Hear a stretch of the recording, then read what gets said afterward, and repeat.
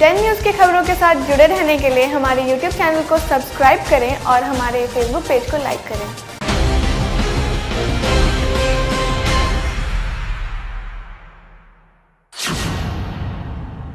नमस्कार, आपका स्वागत है डेन न्यूज़ में और आपके साथ मैं हूं प्रतिज्ञा कश्यप। खबरों की शुरुआत करने से पहले एक नजर डालते हैं आज की सुर्खियों पर। मुजफ्फरपुर पुलिस एटीएम फ्रॉड गिरोह के आका की तलाश में शहर से लेकर ग्रामीण इलाकों तक में ताबड़तोड़ छापेमारी कर रही है। जैसा कि हमने कल आपको बताया था कि एटीएम फ्रॉड गिरोह के सरगना पंकज सैनी की गर्लफ्रेंड मुस्कान के घर पर भी छापेमारी हुई थी, लेकिन पंकज मौके से भागने में सफल रहा। पहले ही पंकज का भाई पप्पू सैनी सहित गिरोह के ब्रजेश और इंद्रजीत ओझा की गिरफ्तारी हो चुकी है। पंकज सैनी का भाई पप्पू सैनी के निशानदेही पर मंगलवार को टाउन डीएसपी राम नरेश पासवान ने बनारस बैंक चौक स्थित नाला रोड दीपनगर मोहल्ले में गोलू ठाकुर के घर में छापेमारी की। पुलिस ने जब गोलू ठाकुर के घर की तलाशी लेनी शुरू की तब चौंका देने वाला सच सामने आ गया, जिसे देखकर पुलिस वाले भी हैरान रह गए। गोलू के घर से पुलिस ने 200 से ज्यादा एटीएम फर्जीवाड़ा करने वाली machine, laptop, jewellery, cash, mobile सहित कई इलेक्ट्रॉनिक उपकरण जैसी चीजों को बरामद किया है। मौके पर गोलू ठाकुर को भी गिरफ्तार कर लिया गया। हालांकि एटीएम फ्रॉड गिरोह के मुख्य सरगना पंकज सैनी अभी तक गिरफ्तारी नहीं हो पाई है। पुलिस का मानना है कि पंकज की गिरफ्तारी के साथ ही एक बड़े गिरोह का जल्द ही खुलासा किया जाएगा। ये एटीएम फ्रॉड से संबंधित मैटर है, जिसके संबंध में जानकारी मिला था तो डीएसपी साहब के नेतृत्व में छापामारी हुई थी। यहाँ से कुछ एटीएम से संबंधित कुछ सामान बरामद हुई है, जिसको जब्त करके थाना ले जाया जा रहा है। क्या बरामद है सर? कुछ एटीएम कार्ड भी मिला है, कुछ एटीएम से संबंधित कुछ और मशीन मिला है। अनोखा मशीन देखने को मिला है जो शो ऑफ करना है, वो टेक्निकली उसका जांच पड़ताल किया जाएगा। क्या उससे मतलब क्या इन लोगों को लाभ मिलता है, जांच में आ जाएगी। गिरफ्तारी किसकी है सर? उस हिसाब से गोलू कुमार नाम का लड़का के वो ले गया है। पंकज सैनी गिरोह का है क्या सदस्य? पंकज सैनी जो एटीएम फ्रॉड गिरोह का लगातार अब तो जांच पड़ताल में पूछताछ में पता चलेगा किस गिरोह का। इसमें डीएसपी इस पुलिस उपाधीक्षक नगर के नेतृत्व में यहाँ पर छापेमारी किया गया था, जिसमें हम लोग काम किया। सदस्य के लिए लगातार रेड जारी है, लगातार छापेमारी चल रही है। जो भी हम लोग जो भी सूचना मिल रही है उस आधार पर हम लोग काम कर रहे हैं। आगे भी यह अभियान चलती ही रहेगी। उम्मीद है सर एक बड़ा गिरोह का उद्भेदन हो सकेगा? एकदम उम्मीद है। हम लोग इसमें लगे हुए हैं, पूरा जिला का पुलिस टीम लगा हुआ है, इसमें काम कर रहे हैं। का उद्भेदन होगा सर? संभावना है, उम्मीद है, होना चाहिए, हो भी रहा है, आप लोग के सामने है। वहीं पुलिस ने एटीएम फ्रॉड गिरोह के सदस्य गोलू ठाकुर की पत्नी रानी और उसकी मां से भी घंटों पूछताछ की। पूरे मामले पर गोलू की पत्नी रानी ने बताया कि पंकज सैनी के द्वारा जबरन यह काम करवाने को मजबूर किया जाता था। रानी ने यह भी खुलासा किया है कि काम नहीं करने पर गोली से मार देने की धमकी भी दी जाती थी। क्या करते हैं? क्या करते हैं बताइए। जब से नहीं पता था, मुझे 1 महीने से पता चला, तब से नहीं गए काम पे। क्या पता चला? कि मतलब गलत काम करते हैं। उनको धमकी दे के बुलाया करते थे। कौन बुलाया करते थे? फोन आता था। क्या कौन किसका फोन आता था? पता नहीं, उसका नंबर नाम नहीं लिखा था, मेरे नंबर पे भी करता था। क्या बोलता था? कह रहा काम पे नहीं तो पैसे दे, मेरे काम पे नहीं तो गोली मार दूंगा। पंकज सैनी बोलता था क्या? मुझे नाम नहीं पता। क्या करते थे पति? क्या जानकारी मिली है? मतलब यही गलत काम करते थे बस। एटीएम फ्रॉडिंग का? मुझे नहीं पता। घर में क्या क्या बरामद हुआ है आपके? कुछ नहीं, मुझे नहीं पता क्या सामान है, क्या सामने तो लेके गए हैं ना? मुझे नहीं मालूम वो क्या है क्या नहीं है। पति क्या आपके दोषी है निर्दोष है क्या? मेरे पति निर्दोष है। उनको जबरदस्ती बुलाते थे। मेरे पति 1 महीने से गए भी नहीं है, तबीयत भी खराब है। मैं तो डॉक्टर की सारी प्रूफ 1 महीने से दवा चल रहा है, उनको नहीं जा रहे। पति अभी गलत काम क्यों करने लगे आखिर? ओके, उसका पैसा था ना, उसके दबाव में करने लगे थे। कितना पैसा कर लिए? काफी पैसा लिए थे। मंगलवार की सुबह सिकंदरपुर मेरीन ड्राइव स्थित मन में एक छात्रा का तैरता शव देख आसपास के इलाके में सनसनी फैल गई। छात्रा का हत्या कर शव को हाथ पैर बांधकर तालाब में फेंक दिया गया था। चेहरा समेत शरीर का कुछ हिस्सा केमिकल डालकर जलाया गया है। मृतक की पहचान अहियापुर के पुलिस लाइन निवासी चंदन पासवान की 8 वर्षीय पुत्री सोनाक्षी कुमारी के रूप में हुई है। पिता के मुताबिक सोनाक्षी रविवार को अपनी सहेली गुंजा के साथ घर से चूड़ी लाने की बात बोलकर निकली थी, लेकिन वह नहीं लौटी। काफी खोजबीन के बाद पिता ने अहियापुर थाने में बेटी के गुमशुदा होने का मामला दर्ज करवाया था। मौके पर पहुंचे नगर पुलिस ने शव को अपने कब्जे में लेकर पोस्टमार्टम के लिए एसकेएमसीएच भेजा है। वहीं पिता चंदन पासवान ने पास के ही बेटी की सहेली गुंजा, गोपाल शाह और रवि रजक पर हत्या की आशंका जताते हुए एफआईआर दर्ज करवाया है। वहीं पुलिस पूरे मामले की जांच कर रही है। परसों 14 तारीख को मेरी बच्ची घर से निकली चूड़ी खरीदने के लिए। सामने में श्रृंगार दुकान है, मनपसंद श्रृंगार दुकान। वहाँ पे एक बच्ची पहले से मौजूद थी, गुंजा कुमारी, जो उसके साथ बराबर डेली के खेलती थी, खाती पीती थी, या जब जब पैसा देखती थी मेरी बच्ची के पीछे पड़ जाती थी। ठीक है, तो उसके बाद हम लोग, हमारी बच्ची जो है घर में आई, माँ को बोली माँ हम जा रहे हैं चूड़ी खरीदने के लिए। तो माँ बोली धूपा के टाइम में अभी नहीं जाओ बेटी। तो बच्चा जब ज़बरदस्ती अपना बोली नहीं मम्मी हम कभी कभार पहनेंगे चूड़ी, हम ले आते हैं चूड़ी। तो सामने वाला दुकान में चूड़ी लेने के लिए गई। तो चूड़ी जो लेने गई ना वहाँ पे, तो गुंजा कुमारी पहले से वहाँ पे मौजूद थी। देखिए हमारी बच्ची के हाथ में पैसा 50-60 रुपया। तो बोली से चूड़ी बाद में खरीदना है सोनाक्षी, तो पहले चलो हमारे साथ लक्ष्मी चौक कुछ खा पी के आते हैं, उसके बाद खरीदना।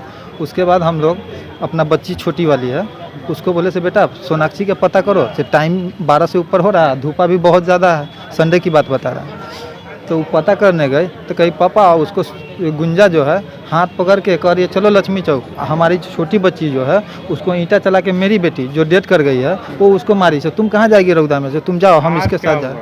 आज का मैटर यही है, आज हमको बड़ा बाबू फ़ोन करके बुलाए तो चंदन जी एक मेडिकल में लाश बरामद हुआ है जी। तो हम वहाँ से फ़ोन किए अपने गांव समाज के जो भी लड़का थे उनके साथ में हम यहाँ पे आए। तो सर हमको बोले से एक बच्ची का लाश बरामद हुआ है सिकंदरपुर मन से उसका हाथ गोर बना हुआ था और पूरा चेहरा काला है, आप पहचान सकते हैं? तो सर हम बोले हाँ सर हम पहचान सकते हैं, बच्चा का मेरा पैंट पीला कलर का है, काला कलर का टी शर्ट है। तो सर बोले से हमारे मोबाइल पर है आप देख लीजिए बच्चा को। हम बोले ठीक है सर दिखा दीजिएगा, संतुष्टि हो जाएगा। तो हम पैंट सर उसको देखे ना तो हम ही खरीद के बैरिया से सर लाए हुए थे लॉकडाउन के बाद, वही पहने हुई मरी हुई थी सर। क्या लग रहा है कौन मारा? बड़ी दर्दनाक तरीके से। जी सर, अरे बच्ची को दुश्मनी से मारा गया है सर, अपहरण करके उसका हत्या कर दिया गया है, घर में उसको मार के उसके बाद मन में फेंक दिया गया उसको। बच्ची हमारी सर 8 साल लगभग। 8 साल जी। कौन मारा है? क्या कौन लोग नाम बताइए? सर हमको तो अंजादी है, 3 आदमी का हम जो नाम दिए हैं उसी पर हमको डाउट है जी। कौन है? इसमें आपको गोपाल साहब, पिता महेंद्र शाह है जो इससे हमको झगड़ा लॉकडाउन से पहले हुआ था, पैसे उसे के कारण हो सकता है दुश्मनी निभा रहा हो। और एक रवि रजक है जो सामने मेरे घर के सामने वो श्रृंगार का दुकान खुले हुआ है। वो लड़का से 2-3 दिन पहले मेरी बच्ची मोबाइल बनवाने गई थी वहाँ पे, तो बोला था 500 रुपया खर्चा लगेगा।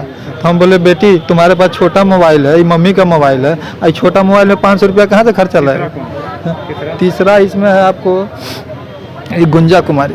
गुंजा कौन है? गुंजा वही लड़की जो हमारी बेटी के साथ सहेली थी। ये लोग मिलकर अपना प्लानिंग जी, ये लड़की साथ हमको बेटी के श्रृंगार दुकान पर से लेके गई है गुंजा कुमारी। उससे कितना बार भी पूछा कुछ लड़की नहीं बता रही, उसका गार्जियन लुप देकर बोलता है। हम उसको बच्ची से भी 2 बार पूछे गुंजा बताओ मेरी बेटी कहाँ छोड़ी है, कहाँ हेराई है, गुंजा कुछ नहीं बता रही है, कहती हमारा जोड़े हईते नहीं है। सूचना मिली कि मन में एक पुराना डेड बॉडी तैर रहा है। अगर हम लोग देखे हैं फीमेल का डेड बॉडी है, पुराना डेड बॉडी देखने से लगता है, ये जो पता नहीं चल पा रहा है। क्या उम्र है सर बच्ची की? अब अंदाज करना बड़ा मुश्किल लग रहा है क्योंकि डेड बॉडी ये हो गया है, लेकिन फिर भी हमको लगता है कि 18 साल के आसपास का होना चाहिए। सर हाथ पर बांधा हुआ क्या? हाँ हाथ पैर तो बंधा हुआ है, देखते हैं अब जांच में क्या आता है। हत्या की शंका है सर? अभी इसमें कुछ नहीं कह सकते, लेकिन हाथ पैर बंधा हुआ जांच था। का विषय है जी हाँ। मुजफ्फरपुर में अनियंत्रित ट्रक की ठोकर से एक वृद्धा की मौत हो गई। मामला सदर थाना क्षेत्र के नंदपुरी मोहल्ले की है, जहां एक वृद्ध दंपति शाम में टहल रहे थे। उसी बीच अनियंत्रित ट्रक ने पीछे से धक्का मार दिया, जिसमें वृद्धा महिला की मौत घटना स्थल पर ही हो गई। वृद्ध पुरुष का इलाज कराया जा रहा है। वृद्धा 60 वर्षीय सिमरी देवी है, जो नंदपुरी मोहल्ले की रहने वाली बताई जा रही है। घटना से आक्रोशित लोगों ने शव को एनएच पर रखकर सड़क जाम कर दिया और मुआवजे की मांग की। मौके पर पहुंचे पुलिस ने आक्रोशितों को समझा बुझाकर शांत करवाया। वहीं ट्रक चालक ट्रक छोड़कर मौके से फरार हो गया। ट्रक वाला बस पीछे से चढ़ा दिलके, छड़ उतार के तुम्हारे जाए तो ट्रक आने से जाए तो ले दहिना। कथी नाम है इनका? सिमरी देवी। कथी करते रहते? कहाँ रहती है?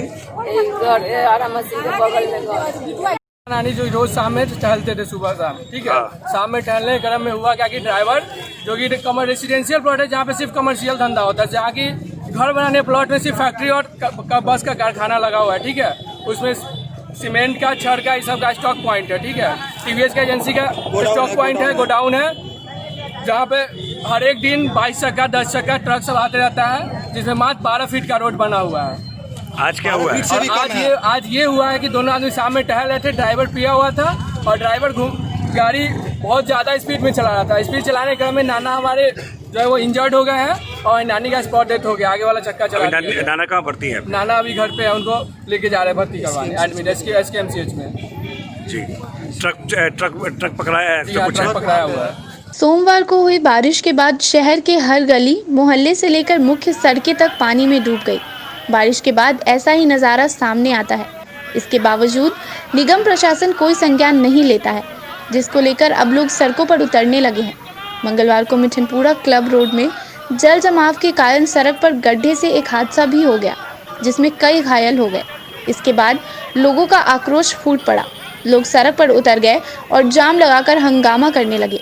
स्थानीय लोगों का कहना है कि हर बार कोई ना कोई हादसे का शिकार होता है, इसके बावजूद प्रशासन अभी तक संज्ञान नहीं ले रहा है। वहीं राजद के कार्यकर्ता भी जल जमाव की समस्या को लेकर लोगों संग सड़क पर उतर गए। इस दौरान राजद कार्यकर्ताओं ने बिहार के मुख्यमंत्री नीतीश कुमार और नगर विकास मंत्री सुरेश शर्मा के चित्र को आग के हवाले किया और जमकर प्रदर्शन किया। स्थानीय लोगों का कहना है कि मुजफ्फरपुर जिला एक छोटी सी बारिश में भी डूब जाता है। यहाँ की गलियां से लेकर मेन मार्केट मोती झील में भी पानी लग जाता है। विडंबना की बात तो यह है कि बिहार के नगर विकास मंत्री भी मुजफ्फरपुर से हैं, लेकिन सुरेश शर्मा के मंत्री होने के बावजूद जिले को इसका कोई फायदा मिलता नजर नहीं आ रहा। हम लोग विरोध जता रहे हैं कि तमाम नाला जो 3 महीना लॉकडाउन था, इसमें कलेक्टर का बयान आया था और नीतीश कुमार जी का बयान आया था कि तमाम नाला का उगाही करके और किसी शहर में पानी नहीं लगेगा। लेकिन आज 1 घंटे की बारिश में तमाम सड़क डूब गया है, कहीं लोगों को आने जाने का रास्ता नहीं है। और जो भी कल्याणी चौक से टावर का जो रोड है वो टूटा जर्जर स्थिति में है। ये नीतीश सरकार सिर्फ घोषणा करने वाली सरकार है, काम से इनको कोई वास्ता नहीं है। कोरोना से कोई मर रहे हैं, उनसे उनको कोई मतलब नहीं है, सिर्फ चुनाव लड़के और गद्दी पर काबिज होना चाहते हैं। हम लोगों ने राष्ट्रीय जनता दल, जिला राष्ट्रीय जनता दल के द्वारा अभी हम लोग जो है यहाँ जुब्बा सानी पार्क के पास आए हैं और हम लोग का प्रदर्शन के साथ नीतीश कुमार एवं सुरेश शर्मा जी का जो है पुतला दहन हम लोगों ने करने का कार्य किया है। अगर अविलंब इस पर जो अगर पानी नहीं निकाला जाता है तो जिला राष्ट्रीय जनता दल की ओर से लगातार जो है नगर आयुक्त का जो है नगर आयुक्त एवं विकास मंत्री का जो है पुतला दहन करने का कार्य किया जाएगा। हम लोग यहाँ के जनता के साथ हैं, निकटतम प्रत्याशी संघ के अध्यक्ष हैं।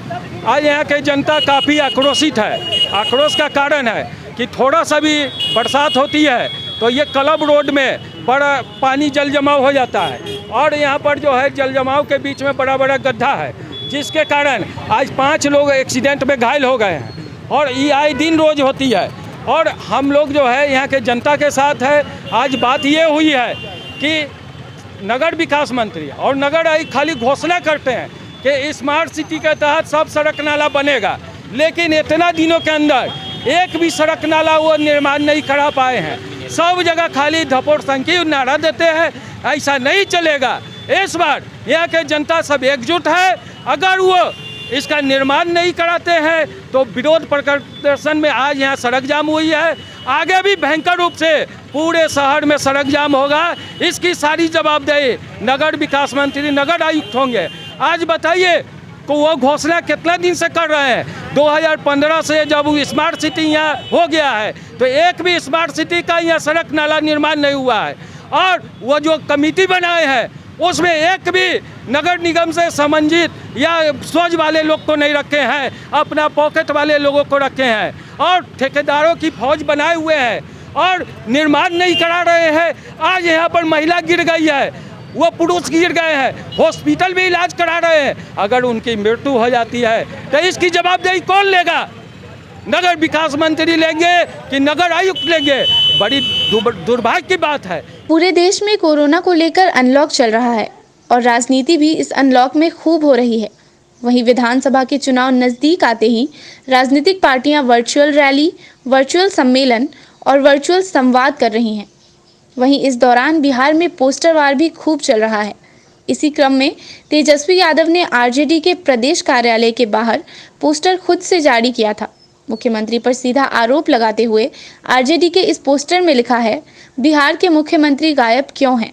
साथ ही 90 दिन के मिनट, सेकंड और घंटे को दर्शाया गया है और स्लोगन दिया गया है, पूछ रहा है बिहार, कहाँ छिपे हो नीतीश कुमार। पटना से शुरू हुई इस पोस्टर वार की राजनीति अब मुजफ्फरपुर में भी दिखाई देने लगी है। भाजपा और जदयू के जिलाध्यक्षों ने भी मुख्यमंत्री नीतीश कुमार का पक्ष लेते हुए तेजस्वी पर तंज कसना शुरू कर दिया है। भाजपा जिलाध्यक्ष रंजन कुमार ने कहा कि यह पूर्ण रूप से बकवासपूर्ण बात है। इस कोरोना के संकट में जिस तरह से बिहार सरकार ने कार्य किया है वह सराहनीय है। विपक्ष तो खुद दिल्ली में रहकर क्वारंटाइन है, वह इस तरह का आरोप लगाते हैं तो गलत है। वहीं जदयू जिलाध्यक्ष रंजीत सहनी ने विपक्ष पर आरोप लगाते हुए कहा कि नीतीश कुमार के कार्य से सब घबरा गए हैं और उल्टा सुल्टा कार्य कर रहे हैं, लेकिन जनता इस बार समझ चुकी है, विपक्ष की बातों में नहीं आएगी।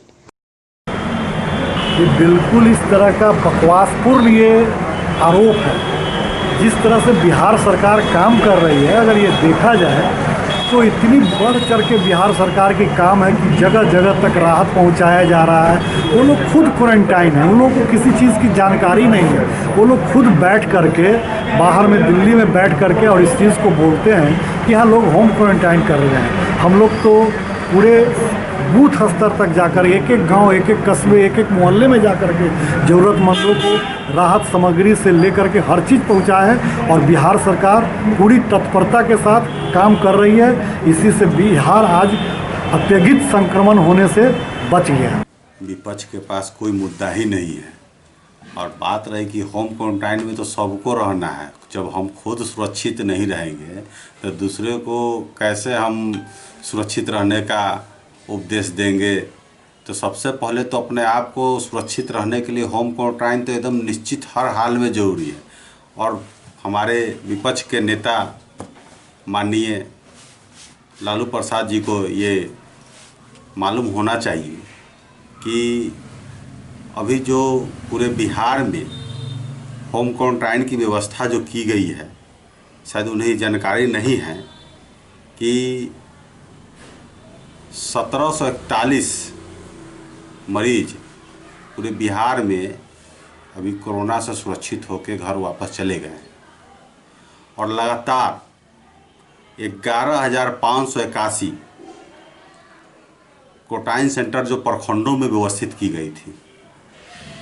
तो होम क्वारंटाइन में रह के क्या ऐसा भी कोई काम कर सकता है? वही हमारे लालू जी की जो सरकार थी, जो भ्रष्टाचार से एकदम संलिप्त पूर्ण रूप से, जिसका नतीजा आप देख रहे हैं कि एक सिवान के सांसद भी जेल खट रहे हैं और अपने खुद किस कांड में गए हैं उनको खुद पता है। पूरे बिहार की जनता, पूरे देश के लोग जानते हैं कि चारा घोटाला में गए हैं। और वैसे लोग जो विकास की 15 साल में इस बिहार को विकास की इतनी तेजी गति से लोगों का यहाँ का रहने का जीवन शैली बदलने का काम किए हैं माननीय मुख्यमंत्री जी ने। इतनी तेजी से विकास हुआ है कि यहाँ लोगों को रहने का जीवन शैली बदल चुका है। अब भ्रष्टाचार किनकी सरकार में बढ़ी, अपहरण, डकैती।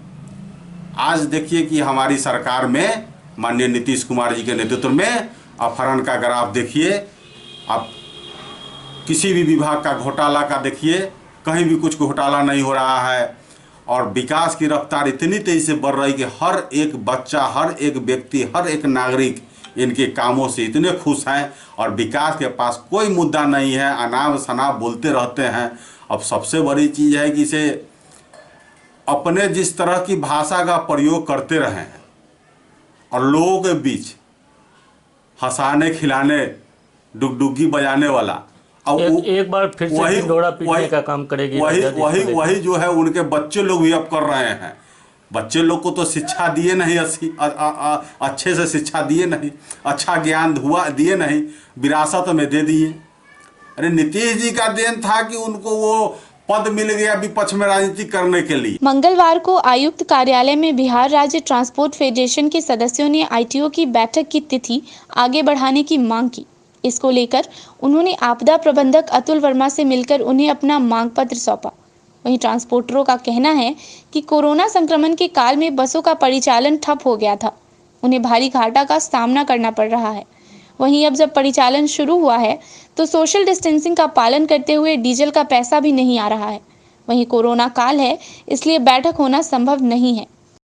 कोरोना विश्व संक्रमण बीमारी के कारण हम लोग देखे हैं कि भाई इस सोशल डिस्टेंस का पालन नहीं होगा। आरटीए बैठक में देख रहे हैं जो अभी इतने मालिक हैं, इसमें सोशल डिस्टेंस का पालन नहीं हो रहा है और उस दिन तो हजारों की संख्या में मालिक जुड़ते हैं। या ये आग्रह करने गए थे साहब से कि कम से कम कोरोना संक्रमण जब तक नहीं हो जाता है, कम नहीं हो जाता है, तब तक बढ़ाया जाए, समान नहीं हो जाता है। आरटीए बोर्ड का बैठक देखिए, ये जो भारत नहीं पूरे विश्व में जो ये आपदा आई है कोरोना की, इससे सारे लोग त्रस्त हैं और हम लोग खासकर जिस व्यवसाय से हैं परिवहन से, वो तो पूरी तरह चौपट हो गया है।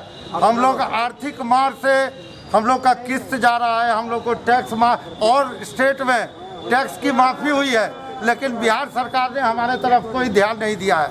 हमारा इंश्योरेंस जा रहा है, इंश्योरेंस का 3-3 महीना। आज आप किस लिए आए हैं? आज हम लोग प्राधिकार की बैठक आहूत की गई है आगामी परमिट के लिए, उसका सारे लोग अभी हजूर से विरोध करते हैं और आग्रह किए हैं कि इस बैठक को आगे बढ़ाया जाए। मंगलवार को भारतीय जीवन बीमा निगम लिमिटेड LIC के दैनिक वेतन भोगी कर्मचारियों ने मुख्य प्रबंधक को ज्ञापन सौंपा, जिसमें उन्होंने मांग किया कि उन्हें काम पर वापस रखा जाए और 4 महीने का बकाया वेतन दिया जाए।